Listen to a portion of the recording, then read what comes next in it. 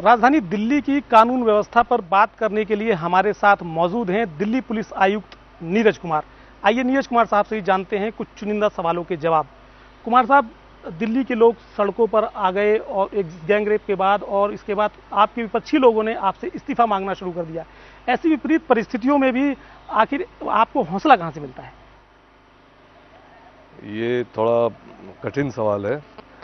हौसला एक तो कुछ भगवान की देन है, ईश्वर की देन है, कुछ लोगों की शुभकामनाएं हैं और सबसे इम्पॉर्टेंट है कि अपने फोर्स का सपोर्ट।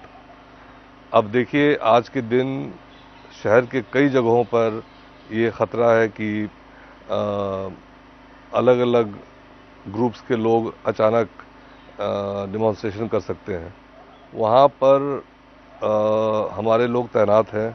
इस गर्मी में सुबह से लेकर रात तक वो तैनात हैं, तो उनके हौसले को देखकर मेरा हौसला बढ़ता है। इस तरह की बातें हैं कि जब किसी मामले को मीडिया उछालता है या मीडिया में कोई बात उछल जाती है, जब हो हल्ला मचता है, तो कई इंपॉर्टेंट केसों में आपके लोग तत्काल तत्पर होकर गिरफ्तार कर लेते हैं। लेकिन कई मामले ऐसे होते हैं जब तक मीडिया उछाले ना या जब तक उसमें कोई बड़े तौर पर हल्ला मचे, उसमें गिरफ्तारी नहीं होती। फर्श बाजार का मामला है और गांधीनगर, दोनों का अगर कंपेरेटिव किया जाए तो दोनों की गिरफ्तारी टाइम में काफ़ी समय है। देखिए, गिरफ्तारी का समय इस बात पर नहीं आधारित है कि वो कितना मीडिया के टेंशन में है।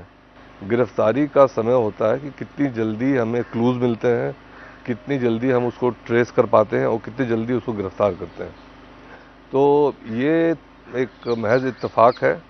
और वैसे आपको मालूम है कि जो इस किस्म के जघन्य अपराध हुए हैं उसमें से 86% केसेस जो हैं वो सारे वर्कड आउट हैं और टाइम किसी में कम लगा, किसी में ज़्यादा लगा, लेकिन ज़्यादातर केसेस, खासकर जो रेप्स हैं और मोलेस्टेशन ऑफ विमेन है, ईव टीजिंग है, इस तरह के केसेस को सुलझाने में हम काफ़ी कामयाब रहे हैं। गांधीनगर रेप कांड में जिस तरह की पुलिस की थोड़ी लापरवाही सामने आई, अब इस तरह की लापरवाही आगे से सामने ना आए, इसके लिए आपका क्या एक्शन प्लान है? जब 16 दिसंबर का कांड हुआ था, उसके बाद मैंने स्टेशन हाउस ऑफिसर्स के साथ 1-to-1 बात की थी, उनको समझाया था, डिटेल इंस्ट्रक्शन दिए थे। बावजूद इसके ऐसी लापरवाही देखने को मिली है। तो जो भी हमारी इंक्वायरी में जो कमियां पाई जाएंगी, उन कमियों के बारे में अपने स्टाफ को, अपने स्टेशन हाउस ऑफिसर्स को मैं खुद ब्रीफ करूंगा।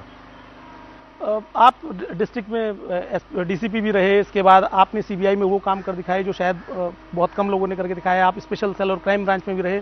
लेकिन अब वर्तमान परिस्थितियों में पुलिसकर्मियों के ऊपर ऐसा कौन सा स्ट्रेस आ गया है जिसके चलते वो बहुत जल्दी ओवर रिएक्ट करने लगते हैं? जैसे एसीपी ने थप्पड़ मार दिया थोड़ी देर में, जबकि उनको ऐसे घटनाओं से निपटने की एक तरह से ट्रेनिंग दी जाती है।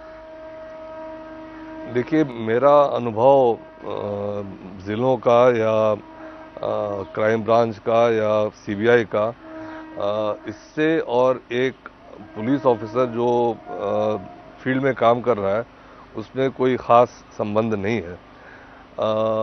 ये उसके अपने संयम बरतने की क्या शक्ति है उस पर निर्भर करता है, उसकी क्या ट्रेनिंग है उस पर निर्भर करता है, और वो किन हालात में वो संयम खो बैठता है उस पर डिपेंड करता है।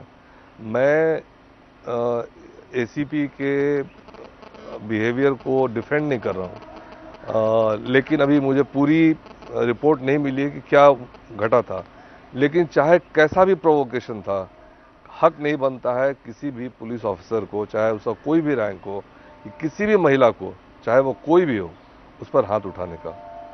जो लोग आपसे इस्तीफा मांग रहे हैं उनकी मंशा क्या हो सकती है आपकी निगाह में?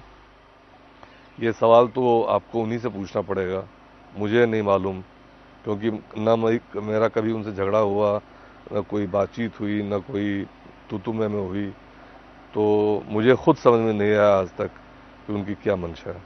अपने अभी तक के कार्यकाल में कोई एक ऐसा काम जो आप करना चाहते थे लेकिन नहीं कर पाए? बहुत से काम है, बहुत से काम है। जैसे वेलफेयर में मैंने अभी एक मार्टर्स फंड बनाया है, शहीदों के लिए फंड बनाया है। ऐसे कुछ और मुझे वेलफेयर में काम करने थे जो नहीं कर पाए हैं। हर पीसीआर वैन में एक मोबाइल फ़ोन देना है। ऑफिशियली आज भी पीसीआर वैन्स को मोबाइल फ़ोन्स नहीं है। तो मैं कोशिश कर रहा हूं कि जो चीज़ मैंने हमेशा से सोच रखा था कि जब मैं सीपी बनूंगा तो ये काम ज़रूर करूंगा, उन बचे हुए कामों को करने में मैं जुटा हुआ हूँ। ये थे हमारे साथ पुलिस आयुक्त नीरज कुमार, जिनका मकसद है कि जो काम उनसे अधूरे रह गए हैं आने वाले 3 महीनों में वो उन कामों को पूरा कर लें।